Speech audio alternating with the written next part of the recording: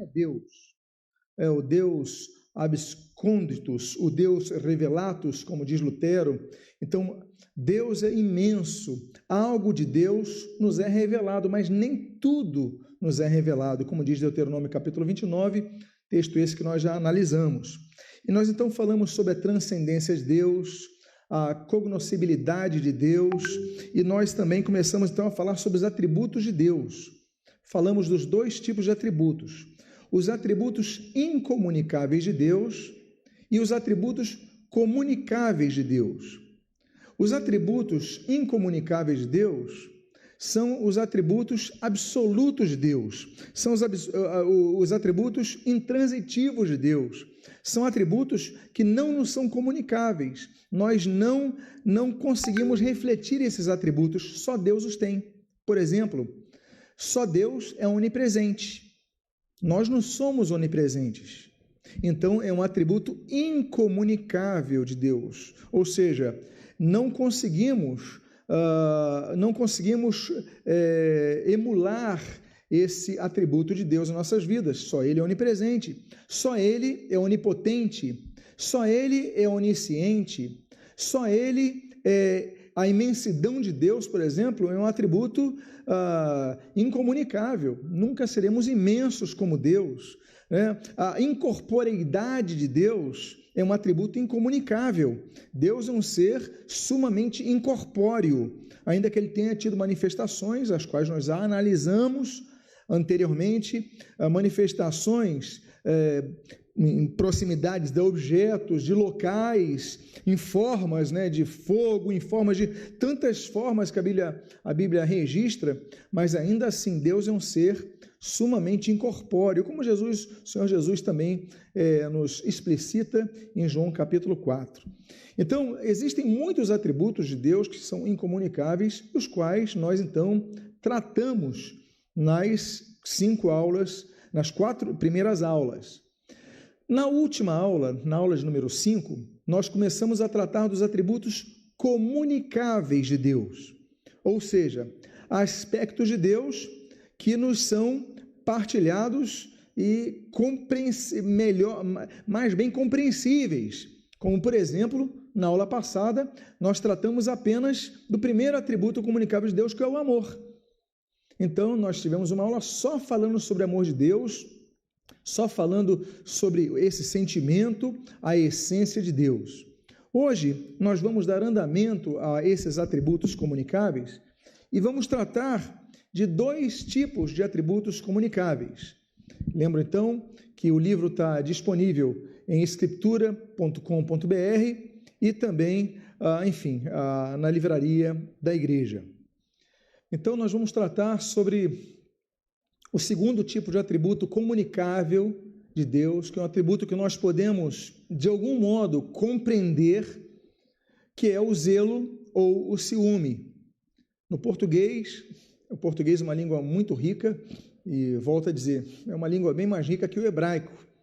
O hebraico é uma língua antiga, é uma língua semítica, é uma língua, que uma palavra ela tem vários significados em relação às línguas latinas, como ao português, por exemplo, considerando também nós que o português é a língua latina mais recente. Ela vem do galego, ela vem em expressões posteriores, então nós temos o português uma língua muito nova em relação ao hebraico. Vamos então tratar um pouco sobre o zelo e o ciúme. Eu abro com o texto de Deuteronômio capítulo 4, versículo 24, quando a Bíblia diz: porque o Senhor, o teu Deus, é fogo que consome, é Deus o quê? Zeloso. Deus zeloso. Qual é o significado, então, da palavra zelo nesse texto, como em outros textos que nós vamos ler, que falam da palavra ciúme? Qual o significado, então, dessas palavras? Porque quando nós analisamos Deus ter ciúme, nós, então, concatenamos, por consequência, a ideia de que Deus é ciumento. E quando Deus tem zelo, sente zelo, Deus é zeloso. Mas talvez nos incomode um pouquinho, mas como é que Deus pode ser ciumento? Porque se Deus é ciumento, ele é um ser limitado em relação às suas emoções. Porque geralmente o ciúme é um pouco da má administração de alguma emoção. Estamos limitando Deus se nós procurarmos, então, colocá-lo dentro da nossa percepção da palavra ciúme. Por isso é importante nós irmos nas línguas do texto bíblico. Começando, por exemplo, com o Antigo Testamento. O termo que nós lemos, zelo, assim como ciúme no Antigo Testamento, é caná. Você pode ver na tela, aqui ao lado, caná significa não só zelo e não só ciúme, mas também significa inveja. O que a comissão de tradução da Bíblia ela vai fazer? Ela sempre vai analisar a palavra, que tem vários significados, ela vai ler o contexto e, de acordo com o contexto, ela vai dizer se Deus ali está demonstrando zelo por algo, ciúme por algo ou inveja por algo. Imagine se a comissão de tradução das Bíblias em português colocasse nesse texto que Deus é um Deus invejoso. Não delimitaríamos Deus também nesse sentido? Então, a problemática não é exegética, a questão é hermenêutica, é interpretativa. As comissões de tradução elas têm que interpretar onde que aquilo vai se aplicar. Então, esse é um valor importante na nossa percepção dessa característica, dessa qualidade, desse atributo, dessa configuração quanto à pessoa de Deus o Pai. O termo grego, que você está vendo aí na tela, a palavra zelos, é muito parecida com o português. Também significa zelo, também significa ciúme, também significa inveja, mas também significa ardor, fervor ou até mesmo indignação. Então, vamos ampliando a nossa gama de compreensão do sentido da palavra zelo ou ciúme de Deus. E aí nós temos, então, duas óticas. Podemos analisar o aspecto negativo de zelo ou ciúme, ou podemos analisar o aspecto positivo de zelo ou ciúme de Deus. Vamos analisar, então, o aspecto positivo do ciúme. Vamos ampliar. Vamos lembrar o seguinte: em primeiro lugar, o amor de Deus, ele não é um sentimento inerte, plácido, pro forma, rigorosamente letral. Não. Deus tem sentimentos. O amor de Deus é um amor que o faz envolver-se, o faz relacionar-se, o faz procurar a humanidade, a fim de oferecer a esta a sua graça. Então, o amor de Deus é um amor ativo. Então, o sentimento de amor que nós analisamos na aula passada, volto a dizer, não é algo inerte, né? Eu amo. Não, ele ama, ele sente, há um sentimento envolvido.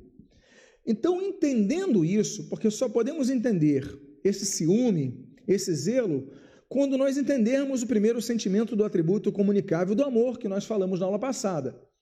Ou seja, o que é o desejo, o amor de Deus? Ainda que não possa ser compreendido pela mente humana, pela grandiosidade do amor de Deus, mas daquilo que nós podemos compreender, é o sentimento que faz Deus procurar ajudar a humanidade, intervir para salvar a humanidade, intervir para, enfim, promover o bem-estar da humanidade. É por causa disso que Deus, então, ofereceu o seu Filho Jesus. É por causa disso que ele ofereceu esse mediador. É por causa disso que, como diz o texto, que todos conhecem, João 3,16, porque de tal maneira amou Deus ao mundo. Deus amou o mundo. Partiu dele esse amor. Parte dele, a iniciativa é dele. Por quê? Porque ele tem um sentimento com a sua criação, com a humanidade. E, compreendendo então isso, que o amor de Deus é um amor relacional, o amor que se preocupa com o bem-estar, que quer salvar nós devemos compreender que o ciúme é uma consequência, o ciúme no sentido positivo é uma consequência disso. Por quê? Porque o ciúme é o sentimento de uma pessoa que está sendo preterida por outra. Você está percebendo que alguém que gostava de você está começando a gostar de outra pessoa.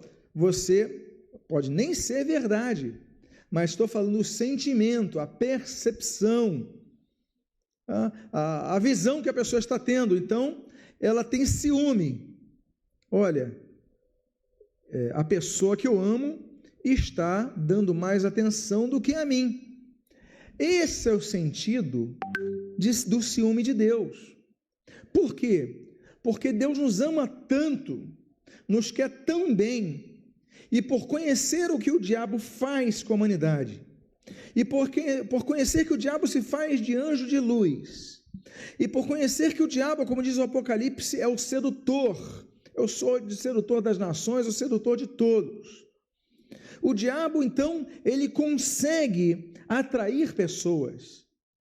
Deus, por conhecer isso, quando ele percebe que nós estamos caminhando para as mãos do diabo, quando nós estamos nos afeiçoando às propostas do diabo, é nesse sentido, no sentido de Deus, por nos amar, perceber que a pessoa está, então, se prejudicando. Portanto, temos, então, que analisar que esse ciúme de Deus é aquela perspectiva do hebraico caná, que Deus, então, ele está preocupado com o mal-estar da pessoa, está preocupado com a destruição da pessoa, está preocupado com, enfim, a perdição daquela pessoa. Então, é nesse sentido que Deus tem ciúme de nós. Por isso que, tantas vezes, o termo caná se aplica à comparação entre o povo estar com Deus, o Deus Salvador, e o povo estar com espíritos que vão conduzi-lo à perdição. Temos, por exemplo, o texto de Êxodo, capítulo número 20, dos versículos 3 até o início do versículo 5. A Bíblia diz assim: não terás outros deuses diante de mim. Todos conhecem esse texto que estamos falando, decálogo. Não terás outros deuses diante de mim. Não farás para ti imagem de escultura. Não as adorarás, nem lhes darás culto, porque eu sou o Senhor, teu Deus. Deus o quê? O que está na Bíblia? Deus zeloso, Deus caná. Nota bene, Deus então se apresenta como zeloso nesse texto, quando comparado diretamente aos outros deuses, que as pessoas estavam com a tendência a seguir, que traziam do seu Egito, das gerações do Egito, estavam diante de novas divindades que eram cultuadas naquela península do Sinai, que eram cultuadas na Canaã, que iam tomar posse. Então Deus se apresenta como zeloso, no sentido de caná, esse ciúme positivo. Olha, vocês estão indo para a perdição.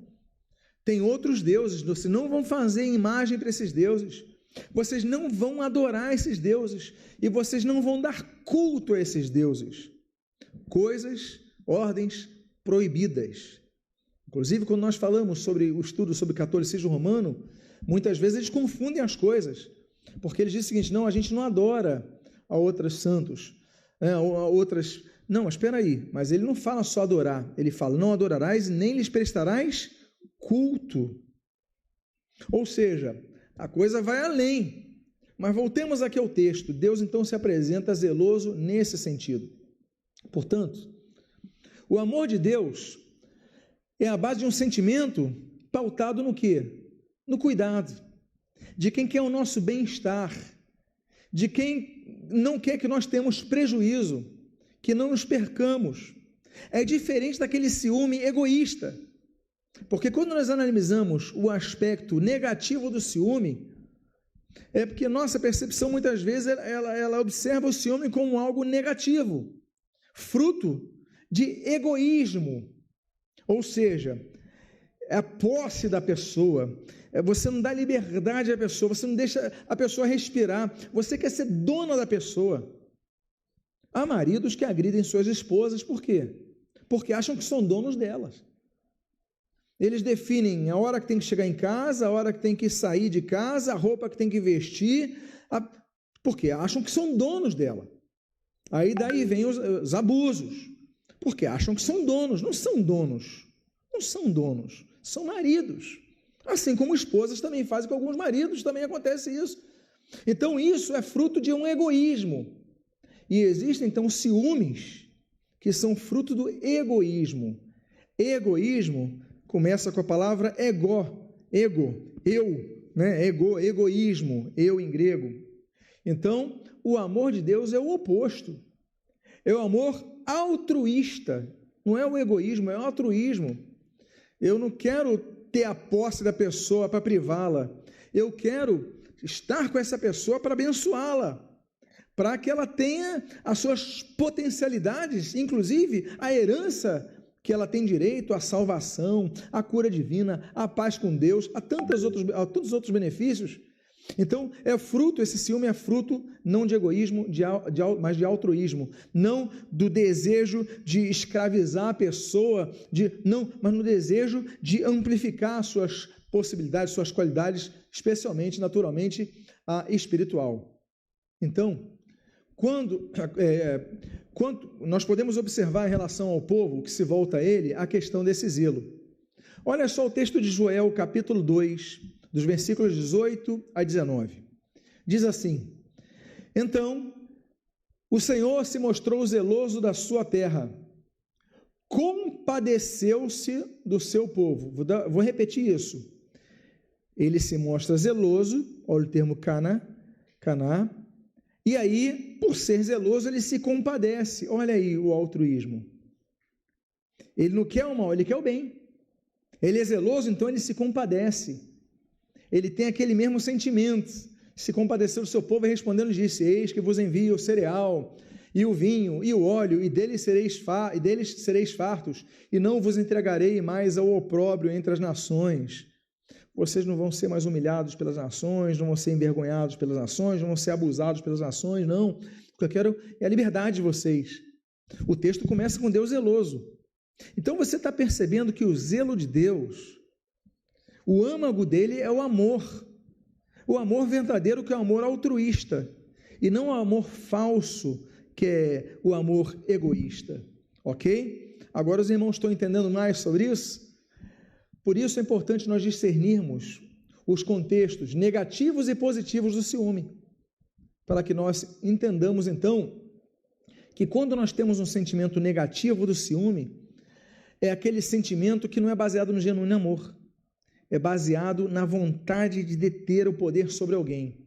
Por isso que a Bíblia chama aquele tipo de ciúme como uma das obras da carne.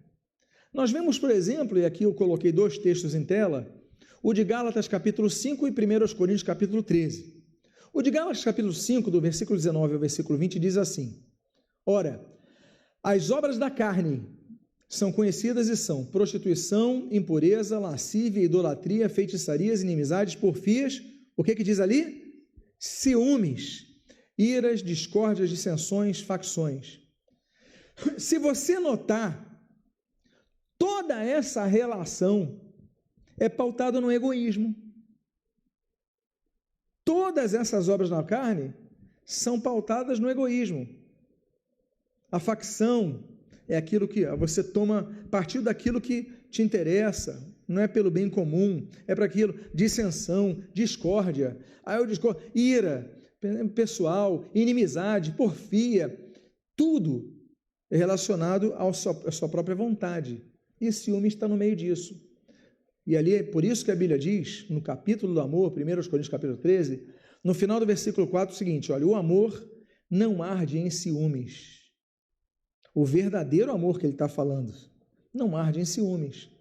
Esse amor de Deus não arde em ciúmes.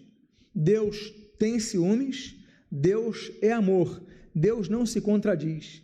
Por quê? Porque o ciúme de Deus é relacionado ao seu ao bem-estar das pessoas, ao amor verdadeiro, ao amor libertador, ao amor genuíno, ao amor altruísta. Ou seja, Deus mantendo a pessoa, se preocupando em manter a pessoa distante daquilo que o corrompe, distante daquilo que o destrói. É por isso que nós lemos, por exemplo, um texto de Tiago, no capítulo 4, versículo 4 ao versículo 5, nós lemos o seguinte: infiéis, não compreendeis que a amizade do mundo é inimiga de Deus? Aquele, pois, que quiser ser amigo do mundo, constitui-se inimigo de Deus. Ou supondes que em vão afirma a Escritura, é com o ciúme que por nós anseia o Espírito, que Ele fez habitar em nós? Ou seja, o Espírito tem ciúme de nós. Ciúme quando? O texto diz, quando nós nos aproximamos do mundo, quando nós amamos o mundo, quando nós temos amizade com o mundo, ou seja, com aquelas coisas que são opostas ao projeto de Deus para a nossa vida. Por quê? Porque são coisas que nos levam à perdição, são coisas que nos destroem, são coisas que impedem o nosso crescimento. Por isso que a Bíblia diz, e o apóstolo Tiago, ele fala, olha, é com ciúme que o Espírito anseia em nós, ele tem ciúme de nós, ou seja, ele se preocupa quando nós estamos próximos ao mundo. Eu digo uma coisa a vocês, eu sei que temos pais aqui presentes e pais nos assistindo pela internet. Você que é pai, você cria o seu filho, a sua filha, com toda educação, com todo cuidado, com todo zelo, com toda instrução, com todo carinho, com todo amor. Ok. Determinado dia, você vai conversar pegar os seus filhos no colégio, sua filha no colégio, e você percebe que ele está num grupinho. E nesse grupinho tem adolescentes fumando, adolescentes com drogas, e seu filho no meio daqueles jovens. Você tem algum sentimento nessa hora? Surge algum sentimento nessa hora? Claro, a preocupação. Mas vamos trabalhar. A preocupação, que é uma ocupação prévia, é baseada em que sentimento? No seu receio de que ela esteja, essa criança, seu filho, sua filha, esteja tendo amizade com as coisas erradas. Ou seja, desenvolvendo amizade. Você não quer que seu filho e sua filha sejam amigos daquelas crianças, não é verdade? Não quer, tem outras crianças, mas com essas não. É o que diz esse texto. Deus tem ciúme de nós quando ele percebe que nós estamos aproximando-nos do mundo, aproximando daquele grupo de adolescentes que estão se drogando. É esse o sentimento por amar. Então, muitas vezes, nós temos que perceber que esse sentimento é muito belo. É por isso que o próprio Paulo, ele diz que zelava pelos seus discípulos. E ele usa o zelo de Deus como paradigma. Olha o que ele diz, que texto interessante. 2 Coríntios capítulo 11, versículo 2 diz assim: porque zela por vós com o zelo de Deus. Olha só a comparação. Zela por vós com o zelo de Deus, visto que vos tenho preparado para vos apresentar como virgem pura a um só esposo que é Cristo. Ou seja, aquela preocupação, não quero que vocês tenham o relacionamento com o mundo, eu quero que vocês se casem com Cristo, sejam apenas servos de Cristo. Por isso que eu zelo por vós, meus discípulos da cidade de Corinto, assim como Deus zela por vós. Então é esse zelo de Deus, esse ciúme de Deus, que é o segundo atributo comunicável que nós analisamos, lembrando que o primeiro, na aula anterior, no vídeo anterior, é o amor. Falamos do ciúme. E por fim, trabalhando mais um dos atributos comunicáveis de Deus, o último dessa aula, nós vamos falar sobre a santidade de Deus. O atributo da santidade divina, que é comunicável, porque Deus espera que nós absorvamos isso, vivamos isso e demonstremos isso e compreendamos a sua santidade, ela aponta a santidade a uma excelência moral que emana do caráter de Deus, da natureza de Deus. O termo hebraico kadosh, ele significa separados, separado para um fim, separado para um objetivo, separado de algo com objetivo. Deus é santo. Deus é santo, ele é separado do pecado, ele é separado da impureza, ele é separado da corruptibilidade. Deus é santo.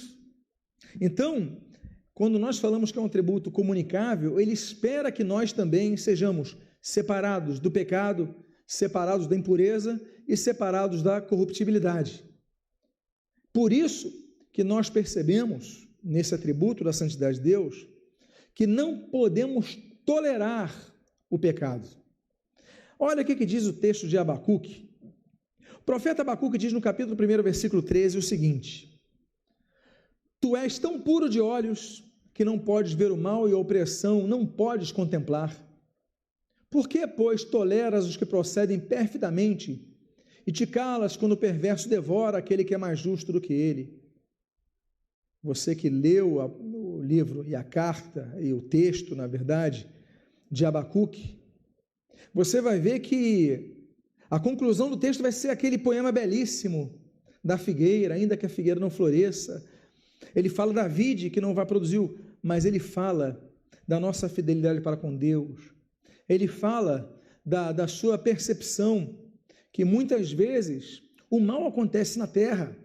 Esse mundo jaz no maligno. Um dia nós vamos ter a separação do joio e do trigo, mas nessa terra há injustiça, nessa terra há mal.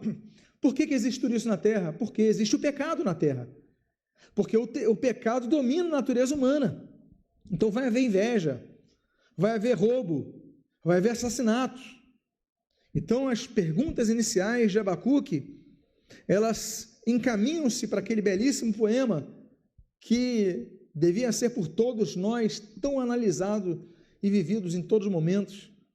Mas o que ele fala é isso: a pureza dos olhos de Deus afastam do mal. Ela é tão intensa, a pureza de Deus, a santidade de Deus, a separação de Deus do mundo, do pecado, que os anjos, assim como os 4 seres viventes, vou citar um texto do Antigo Testamento e um texto do Novo Testamento, eles vão usar um superlativo, que é baseado no superlativo hebraico, para denominar a Deus. A única menção que uns anjos de uma categoria chamada serafim é o plural de seraf, ardentes, aqueles que ardem, mas também no hebraico pode significar a ardência de um veneno de cobra, por exemplo, que arde o teu corpo, enfim. Mas a única menção dos serafins acontece no livro do profeta Isaías, no capítulo 6. E nesse texto, eles vão falar o seguinte em relação à pessoa de Deus, o Pai. No capítulo 6, versículo 3, diz assim: E clamavam uns para os outros, dizendo: Santo, santo, santo é o Senhor dos exércitos, toda a terra está cheia da sua glória. Nota bene, o português nós temos superlativos. Por exemplo, o superlativo de santo no português é santíssimo. Os superlativos de grande em português é grandioso, grandiosíssimo, enorme. No hebraico não existe superlativo, como nas línguas latinas. Então, quando um judeu, ou quando um hebreu, mais precisamente falando, ele quer tratar algo como superlativo, ele repete a palavra mais uma vez. Então, se ele quer dizer que Deus é santo, ele fala kadosh. Se ele quer dizer que Deus é santíssimo, ele fala kadosh, kadoshim. Ele multiplica a palavra 2 vezes. Só que nesse texto, tanto é que Jesus, por exemplo, olha só, 2 casos aqui. Jesus, várias vezes no Evangelho, Jesus como judeu, Jesus ele fala assim: em verdade vos digo. Não é isso? Vocês já leram esse texto. Por que Jesus fala em verdade vos digo? Porque ele quer acrescentar que a verdade que ele está dizendo é muito absoluta, só que no português não existe. Verdadeirissimamente vos digo. Não existe esse termo no português. Então o português ele copiou a formatação hebraica. Ele duplicou a palavra em verdade, porque não existe verdadeiramentissimamente falando. Não existe. Então, esse é o superlativo. Um outro superlativo que está nas nossas Bíblias, é o livro de Cântico dos Cânticos. É um superlativo, Cântico dos Cânticos. Só que muitas Bíblias traduzem com qual nome? Vamos ver se vocês lembram. Cantares de Salomão. Cantares não é um superlativo, ele só multiplicou. É Cântico dos Cânticos. É um grande cântico. Mas no português veio Cantares, ou seja, como se fossem vários cânticos, mas não são vários cânticos. É um grande cântico, é o cântico de todos, é o Cântico dos Cânticos. Só que no português não existe cantiquíssimo, composiçãozíssima. Não ia botar o nome. Então, algumas Bíblias colocaram Cantares e outras colocaram Cântico dos Cânticos. Porque o hebraico, você, no superlativo, quando você quer reforçar a ideia, você multiplica. Pois bem, nesse texto nós temos algo diferente. Porque para o superlativo, no hebraico, você multiplica a palavra mais uma vez. Você usa a palavra 2 vezes, só que ele está usando quantas vezes? 3 vezes. Ou seja, Deus não é nem só santo, e Deus não é nem só santíssimo. Mas Deus é mais do que santíssimo. É o que eles estão dizendo. Não é santo, santo. É santo, santo, santo é o Senhor. Olha a grandiosidade que os anjos serafins, eles colocam. E nós percebemos que o judeu que escreveu o Apocalipse, que é o João, no capítulo 4, ele vai anotar a mesma expressão, só que em grego, que no hebraico é kadosh, em grego é hagios. E ele diz assim, os 4 seres viventes, tendo cada um deles, respectivamente, Apocalipse 4:8, 6 asas, estão cheios de olhos ao redor e por dentro, não tem descanso nem de dia nem de noite, proclamando o quê? Santo, santo, santo é o Senhor Deus Todo-Poderoso, aquele que era, aquele que é e aquele que há de vir. Ou seja, mais uma vez, eles colocam esses seres celestes, eles colocam um superlativo máximo, não 2 vezes, mas 3 vezes a palavra santo, para vocês verem como Deus é separado do pecado. É por causa disso que Deus quer salvar a humanidade, é por causa disso que os nossos pecados nos separam de Deus. Os nossos pecados nos separam de Deus, por quê? Porque Deus é muito santo. A santidade de Deus é absoluta. Por isso, nosso pecado, porque a nossa condição natural está perdida. Então, nós estamos separados de Deus, como nós podemos ler no livro do profeta, o filho de Amós, Isaías, capítulo 59, nos 2 primeiros versos, diz assim o texto: Eis que a mão do Senhor não está encolhida para que não possa salvar. Ele dá a primeira notícia que é maravilhosa. Deus quer salvar. A mão dele não está encolhida, ele quer salvar. Ele fala, nem surdo o seu ouvido, para não poder vos ouvir. A segunda ótima notícia, Deus está disposto a nos ouvir. Qual é o problema? Qual é o que precisa ser consertado? O profeta continua dizendo, mas as vossas iniquidades fazem separação entre vós e vosso Deus. Olha a separação. E os vossos pecados encobrem o seu rosto de vós, para que não vos ouça. Deus quer nos ajudar. Deus nos ama. Deus nos dá a sua graça. O problema não está em Deus. O problema está em nós. As vossas iniquidades, as vossas transgressões, os vossos pecados fazem separação entre vós e vosso Deus, fazem com que Deus não vos ouça. Não é Deus, somos nós. O erro, então, não está nele, está em nós. Por quê? Porque Deus é santo e nós precisamos, então, entrar no processo de santidade, de santificação. Por isso, que a gente vai entendendo que Deus habita, não habita apenas num templo, como nós lemos aí em 2 Crônicas, capítulo 7, a presença de Deus manifesta no templo. Não habita apenas no monte, como nós vemos ali no Sinai, naqueles registros de Êxodo e Deuteronômio. Não se encontra apenas naquele arbusto, é um zimbro que estava pegando fogo, mas não consumia diante de Moisés.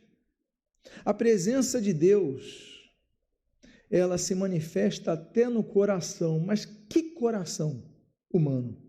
A Bíblia responde, porque o texto está aí dizendo o Dakar.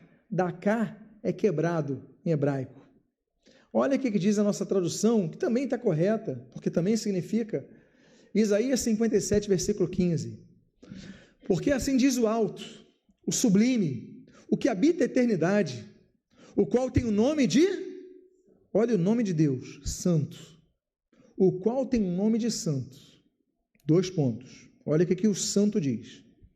Habito no alto e sublime, alto e santo lugar, mas habito também com contrito e abatido, olha o termo aí, dakar, de espírito, para vivificar o espírito dos abatidos e vivificar o coração dos contritos. Deus, Ele quer habitar em nosso coração. Olha que texto lindo! O Deus que está nos tronos é o Deus onipresente, Ele quer habitar no coração. Mas que coração? O coração quebrantado, o coração contrito.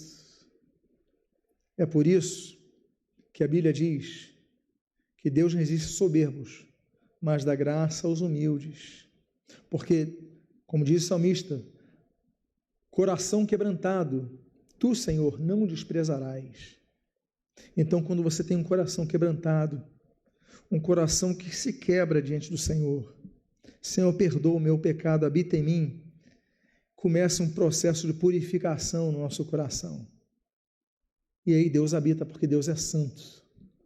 Portanto, não se trata apenas de uma qualidade moral de Deus, também o é, mas é um atributo que nos atinge, que deve ser por nós absorvido, experimentado, vivido e exalado por nós.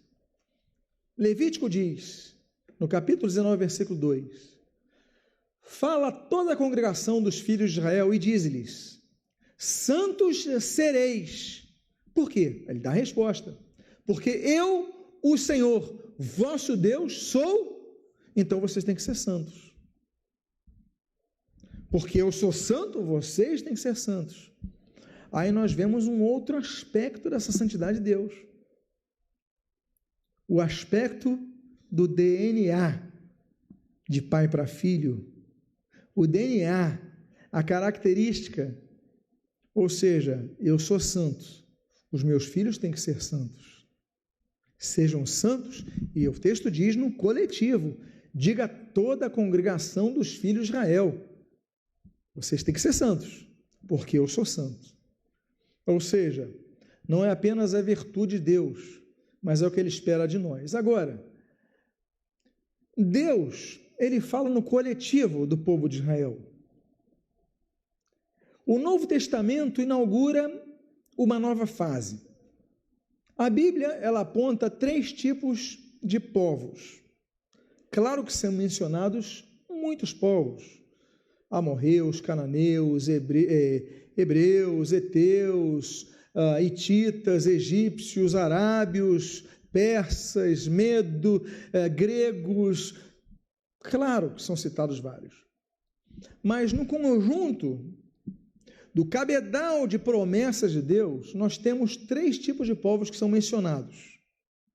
Nós temos os judeus, e há promessas, mandamentos, obrigações, alianças específicas para com os israelitas. Então nós temos os israelitas. O segundo povo são os gentios. Os gentios são todos os que não são israelitas. Só que surge um terceiro povo, e inclusive vai surgir uma outra aliança para com esse povo, que é a chamada igreja. A igreja é constituída de israelitas e gentios, que são unidos pelo sangue de Jesus, o Cordeiro de Deus que tira o pecado do mundo. Ou seja, a igreja é um terceiro povo, constituído de membros dos dois primeiros povos, que são resgatados e salvos por Cristo, passam a ser igreja. Existem promessas específicas para esse povo, a igreja. A igreja, então, é o coletivo dos salvos, é o coletivo dos remidos em Cristo. E por causa disso, a promessa de caracterizarem o Pai Celeste se mantém quando Pedro escreve. Na primeira carta de Pedro, capítulo 1, versículos 14, 15 e 16, nós lemos o seguinte: como filhos da obediência, não vos amoldeis às paixões que tinhas anteriormente na vossa ignorância. Pelo contrário, segundo é santo aquele que vos chamou, tornai-vos santos, também vós mesmos, em todo o vosso procedimento. Porque está escrito, a ele falando lá de Levítico, sede santos, porque eu sou santo. Nós vemos numa herança de séculos, onde o romanismo ele criou uma categoria de pessoas que seriam mediadoras na vida pós-mortem entre os salvos e Deus. Não apenas Jesus Cristo, que é o mediador entre Deus e os homens, Cristo Jesus, homem, mas eles criaram uma nova categoria de mediadores. Então você ora a Maria, você ora a São Jorge, a Santo Antônio, você ora a São Expedito, você ora a Santa Ana, você reza a eles, você pede a eles, você clama a eles, você faz votos com eles, você faz promessas com eles. E quem vai definir quem é santo é uma canetada papal, depois do processo de beatificação. Aí, então tá bom, essa pessoa aqui, eu vou assinar, vai passar a ser santa. Ou seja, a partir de agora, a pessoa pode orar para essa pessoa, então, e pedir alguma coisa, e ela passa a ter esse poder. Uma canetada do Vaticano. Quer dizer, mais uma das barbáries heréticas e antibíblicas do catolicismo romano, e que as pessoas engolem passivamente. Por quê? Porque não vão às Escrituras. Aí você começa a fomentar na sua mente o seguinte: aqueles são santos, eu vou orar para os santos. Não, mas eu não sou nenhum santo. Por quê? Porque a nossa percepção é que o santo tem que ser uma pessoa perfeita, sem erros. Perfeito foi só Jesus, meus amados irmãos, só Jesus. Nem os santos que são adorados, idolatrados e cultuados pela Igreja Católica Romana, pela Igreja Ortodoxa, grega, russa, etc., nem eles foram impecáveis, só Jesus. 1 Pedro fala sobre isso, Hebreus fala sobre isso.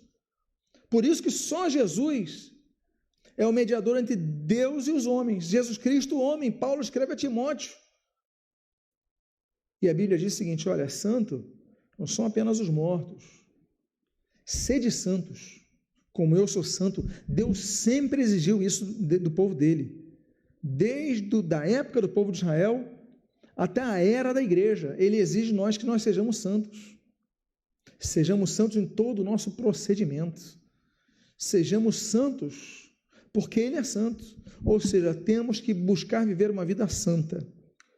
Portanto, esse atributo, ele é um padrão que nós devemos viver. Não apenas uma referência para que nós compreendamos Deus é santo, mas que nós possamos experimentar isso para que nós não sejamos isentos da grande promessa da salvação eterna.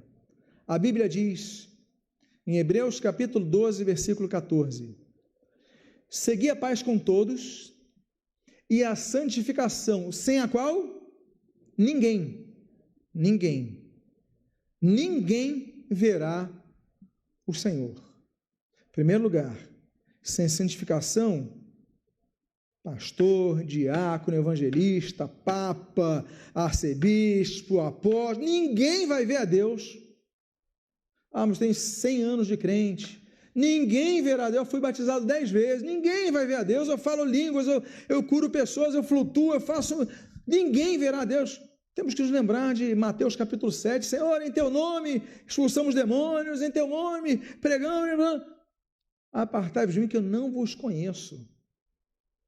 Não é o que você faz, é o que você é. O que você faz deve refletir o que você é, mas também pode mascarar apresentando algo que você não é. Mas o que você é, a essência é baseada no que Deus vai analisar. E ali ele fala, olha, sem santidade ninguém vai ver o Senhor. Quem vê a santidade é Deus. Por isso que o salmista fala, olha, Senhor, sonda o meu coração, vê se é em mim algum caminho mau, me livra desse caminho, porque Deus pode sondar o nosso coração, melhor do que nós. Jeremias mesmo falava, enganoso é o coração mais do que todas as coisas. Então, eu vou dar continuidade a esse texto, porque é muito importante, porque diz assim, segui a paz com todos, e a santificação, sem a qual ninguém verá o Senhor. Esse a qual está no singular, está apontando não a questão da paz, mas a questão da santificação. Aí continua dizendo, atentando diligentemente, duas palavras que aqui seriam até redundantes. Atentando é prestando atenção, diligentemente, ou seja, com foco, sem se distrair, com atenção. É quase uma redundância, mas ele quis dar uma força nesse texto, atentando diligentemente, porque ninguém seja faltoso, separando-se da graça de Deus. Opa! Alguém pode se separar da graça de Deus? A Bíblia diz, no texto de Hebreus, que sim. Se você não atentar diligentemente em manter uma vida santa, você vai se encontrar faltoso. Não é o que diz o texto da Bíblia? E se você se encontrar faltoso, não é o que diz o texto da Bíblia, você vai ser apartado da graça de Deus. Então você pode perder, sim, a graça que lhe foi oferecida. Porque se você se separa de algo, é porque você estava unido a algo. Então, nós podemos nos separar da graça de Deus quando não vivemos a santificação.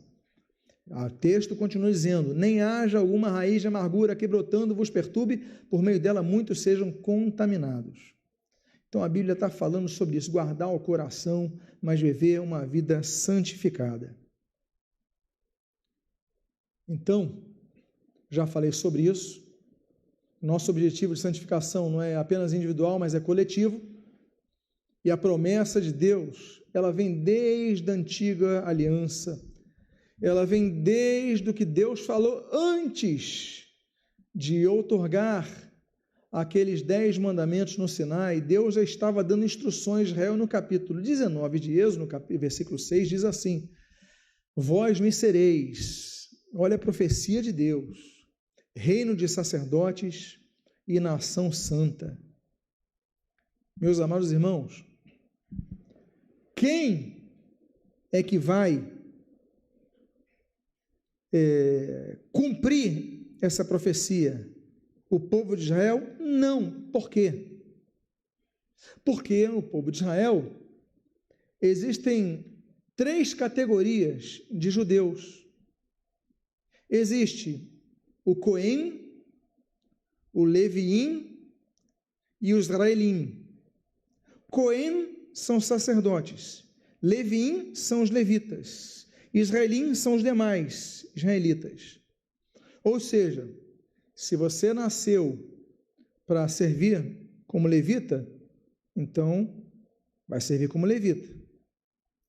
Você vai servir ali a sua sequência de vida como levita, dos 25 aos 50 anos de idade, segundo a determinação de Deus, no próprio Pentateuco, você vai servir como levita. Se você vem de uma linhagem de Arão, uma linhagem aarônica, você então é um sacerdote, você é um Cohen. Tem alguns sobrenomes que mostram isso, o sobrenome Cohen, o sobrenome Katz, o sobrenome Can. Existem sobrenomes que são relacionados aos sacerdotes. Então, todo israelita pode ser sacerdote? Sim ou não? de acordo com os próprios israelitas, não. Mas de acordo com o Novo Testamento, sim. E Lutero luta, o reformador Lutero, uma das suas grandes lutas é para resgatar a ideia que Agostinho já trabalhava e que os tomistas não levavam muito em consideração a questão do sacerdócio universal dos crentes. Todos nós somos sacerdotes. Podemos chegar direto a Deus, falar direto a Deus através do sumo sacerdote, que é Jesus Cristo. Não precisamos ir para santos, não precisamos pedir a intervenção de um padre, nós podemos pedir perdão direto a Deus através de Jesus Cristo, pela fé em Cristo. Pastor, padre, sacerdote, o nome que você queira, isso não tem nada de importância em relação à nossa salvação. Você pode ser salvo orando a Deus em nome de Jesus, que é o nosso sumo sacerdote. Lutero então fala sobre isso. Então, quem que vai efetivar essa profecia de Deus no livro de Êxodo, capítulo 19, versículo 6, é a igreja. Nós somos um reino de sacerdotes. Nós somos uma nação que é santa, por isso a nossa responsabilidade, igreja, de brilhar a luz de Cristo. Por isso que ele fala, olha, vocês são a luz do mundo. Ele fala, eu sou a luz do mundo. Ele fala, e vós sois a luz do mundo. Porque nós devemos brilhar a luz de Cristo em nossas vidas. E aí se confirma a existência da igreja, quando a Bíblia fala, um dos textos que Lutero trabalhava muito, 1 Pedro capítulo 2, versículo 9, diz assim, vós, porém, sois raça eleita, sacerdócio real, nação santa. Olha só, nação santa. A igreja não é constituída de uma nação. O brasileiro não é a igreja, o argentino não é a igreja, o americano não é a igreja, o mexicano não é a igreja é composta de pessoas de várias nações, como nós lemos ali em Apocalipse, de todos os povos, línguas e nações. Eu gosto muito do termo grego que ele fala do etnos, tanto é que a promessa de Jesus sobre a volta dele, até que o evangelho seja anunciado a todas as nações, no português, mas no grego está etnos, ou seja, a todas as etnias. Porque se você for numa nação, tem muitas etnias. No Brasil nós temos apenas uma nacionalidade, o brasileiro. Não é isso? Quem nasce no Brasil é brasileiro. Se você é carioca, você deixa de ser brasileiro? Não. Se você é paulista, matogrossense, você deixa de ser brasileiro? Você é brasileiro. Se você é índio, se você é branco, descendente de portugueses, se você é negro, descendente de africanos, ou se você é descendente de japoneses, mas nasce no Brasil, você é o quê? Brasileiro. A igreja é composta de igual modo, de todas as etnias. Jesus, quando fala sobre a volta dele, ele fala até que o evangelho seja pregado não é a todas as nações, como o mapa geopolítico, 192, 196, o que a ONU define, não. É todas as etnias que tem que ouvir falar o evangelho. Então, às vezes, no Brasil, que tem um povo apenas, nós temos centenas de etnias, tribos de indígenas diferentes. Você vai para a Indonésia, tem centenas de dialetos lá. Você vai para um país africano pequeno, tem dezenas de etnias diferentes. Então, o evangelho tem que ser pregado a todas as etnias. Mas não vou falar sobre isso. Vou voltar aqui para falar o seguinte: vós sois raça eleita, sacerdócio real, nação santa, povo de propriedade exclusiva de quem? De Deus. Olha que bonito. A fim de, olha a responsabilidade, proclamardes as virtudes daquele que vos chamou das trevas para a sua maravilhosa luz. Ou seja, temos que proclamar essas virtudes, temos que brilhar a luz de Cristo, temos que ser uma nação santa. Deus nos elegeu para isso. E é como diz então Efésios, capítulo 5, no final do versículo 25 ao 27, a Bíblia diz assim: Cristo amou quem? A igreja, e a si mesmo se entregou por ela, para que, o quê? A santificasse. Ele se entregou por ela para que nós fôssemos santos, tendo-a purificado por meio da lavagem de água pela palavra, para apresentar a si mesmo igreja gloriosa, sem mácula, nem ruga, nem coisa alguma, porém santa e sem defeito. A nossa responsabilidade é essa. Então, meus amados irmãos, nós devemos manter essa integridade e participarmos, como eu disse aos irmãos, nós partilhamos aqui dizendo que esse é um atributo comunicável de Deus. Olha esse texto de Hebreus capítulo 2, versículo 10, como fala claramente sobre isso, como é um atributo comunicável. A Bíblia diz: pois eles nos corrigiam por pouco tempo, segundo melhor lhes parecia. Deus, porém, nos disciplina para aproveitamento. Olha aqui que diz esse texto: a fim de sermos o quê? participantes da santidade ou da sua santidade? Da sua santidade. Não é da tua santidade. Está falando de Deus, da sua santidade, da santidade de Deus. Nós podemos ser participantes dessa santidade. Por isso, volto a dizer, nós devemos ser pessoas que recebam, entendam, vivenciem esse atributo de Deus. E aí nós vamos atingir a vida que Deus espera de nós. Porque se não vivermos, nós não conseguiremos. E ainda que nós possamos externar a santidade de Deus, eu volto a dizer, ela continua sendo inatingível, incomparável, porque a Bíblia diz claramente, 1 Samuel capítulo 2, versículo 2, não há santo como o Senhor. Devemos participar da santidade de Deus, buscar viver uma vida santa, mas como Deus, naturalmente, em nenhum momento nós podemos ser santos como Ele, porque Deus é Deus. E aí, eu finalizo com essa palavra. Portanto, podemos dizer que somente Deus é santo por si próprio, pois a humanidade remida se torna santa pela graça divina. É o mesmo caso de eternidade. A Bíblia diz, naquele versículo, que é o texto áureo muito cristão, belíssimo texto, maravilhoso, fundamental, porque Deus amou o mundo de tal maneira que deu o seu Filho unigênito para que todo aquele que nele crê não pereça, mais o quê? Mais o quê? Tenha a vida eterna. Aí eu te pergunto, se nós passamos a ter a vida eterna, nós passamos a viver na eternidade, certo ou errado? Certo. Se nós passamos a viver a eternidade, nós somos eternos? Não. Não somos eternos. E nunca seremos. Por quê? Porque eterno não tem nem princípio nem fim. Nós um dia fomos criados. Somos criaturas de Deus. Então nós tivemos um princípio. Não teremos fim. Mas tivemos um princípio. Então nós não somos eternos. Nós somos infinitos. Eterno, como diz o Salmo 90, só Deus é eterno. Deus é o eterno. Agora, nós passamos a ter a vida eterna por causa da graça do Senhor que nos alcança através do sacrifício único e exclusivo de Jesus Cristo. E a nossa fé é depositada em Cristo. E a graça do Senhor nos salva. Nós passamos a usufruir da vida eterna. Eterno é Ele. Usufruímos dessa vida eterna. E aí, meus amados irmãos, santo é Ele. Santo, santo, santo é Ele.